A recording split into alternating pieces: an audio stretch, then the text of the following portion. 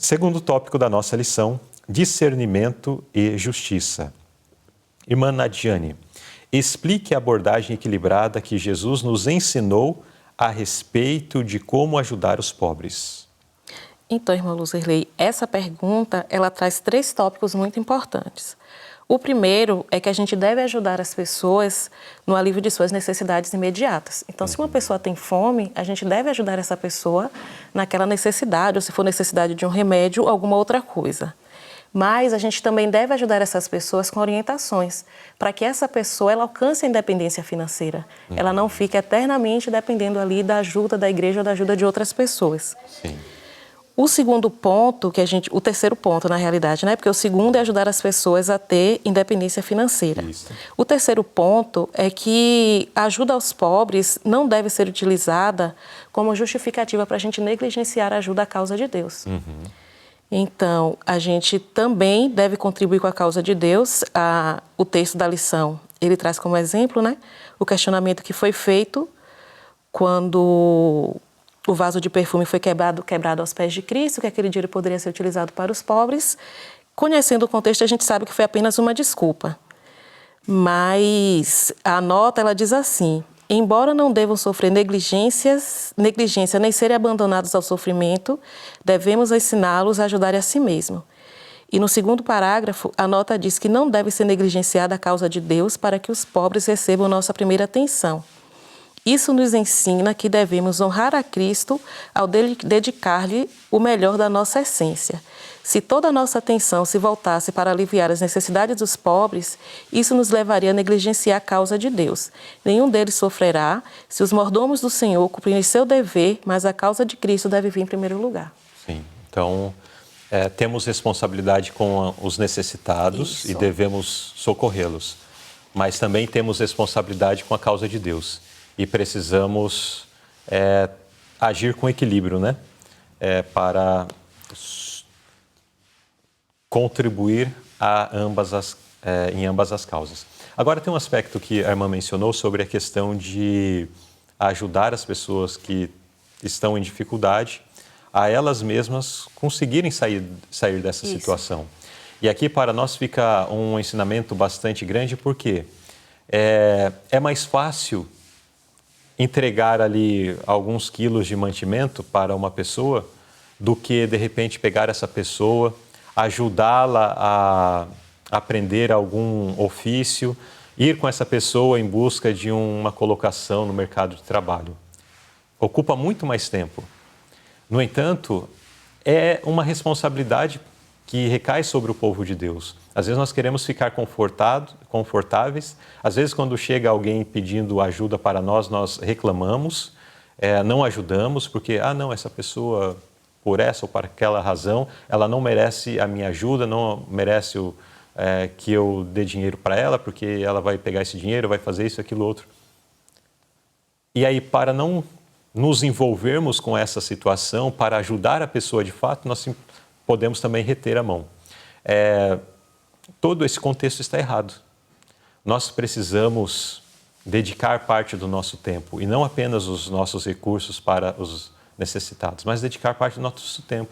De repente, levando ele para inscrever num curso de capacitação, fazendo pelo outro aquilo que ele às vezes não tem nem vontade de fazer.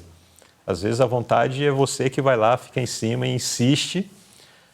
Existem situações onde as pessoas, quando existe isso, elas até fogem, né? Porque, de fato, não querem esse tipo de ajuda.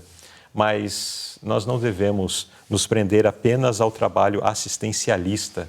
Nós precisamos levar as pessoas a que elas consigam chegar ao ponto de se ajudarem a si mesmas, né? Usando a expressão que está manifestada aqui na nota.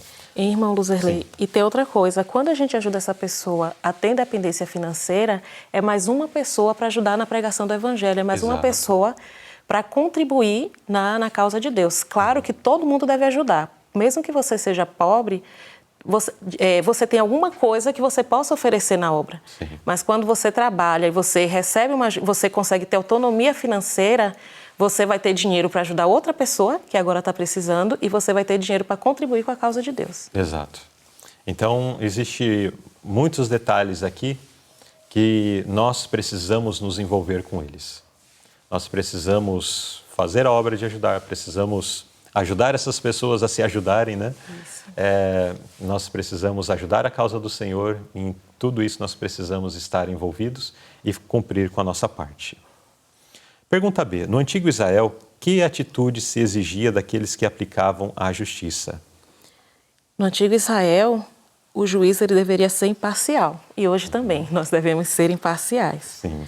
Então a lição ela vem falando que Deus não faz acepção de pessoas, tanto na forma como tratar, ali na convivência, mas também a gente deve lembrar que essa acepção não existe na hora do juízo, na hora do julgamento.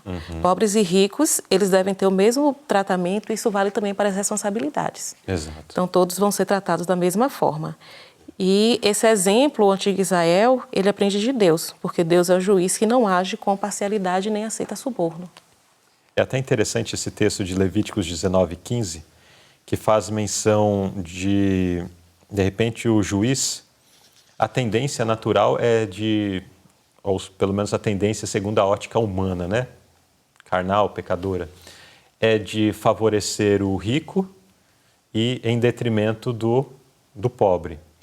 Mas aqui faz menção que, de repente, o juiz ele pode pensar assim, poxa, tão pobrezinho, eu vou favorecer ele aqui, né? Seria o oposto. Mas também deixa de ser justo.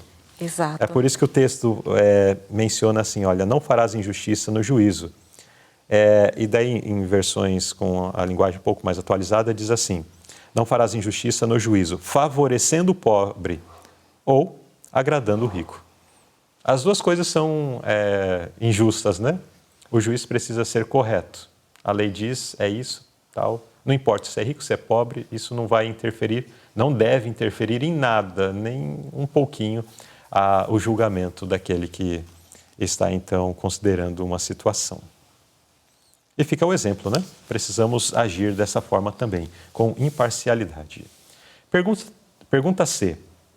Como todos e em qualquer função de liderança na igreja devem aprender a aplicar esse mesmo princípio hoje? Eu achei interessante a nota, porque a essência dela vem dizendo que quem não sabe ser imparcial não deve ocupar a posição de liderança na igreja, porque a imparcialidade ela é ofensiva a Deus. Então, Deus é o nosso modelo, na pergunta anterior a gente falou, que Deus não aceita suborno, Deus não é imparcial, Deus não é parcial e não aceita suborno. Então, se você é um líder na igreja, você tem que saber ser imparcial. Se não sabe ser imparcial, não assume posição de liderança. Exatamente. Então, precisamos aprender isso e já foi muito bem explicado ao longo desses tópicos, né? Do primeiro, desse segundo tópico. Vamos ser imparciais, não importa qualquer coisa que possamos ou possa nos vir à mente para fazer distinção entre uma pessoa e outra. Mas tem um ponto que nós não mencionamos e então preciso pôr aqui também. Às vezes questão de parentesco, né?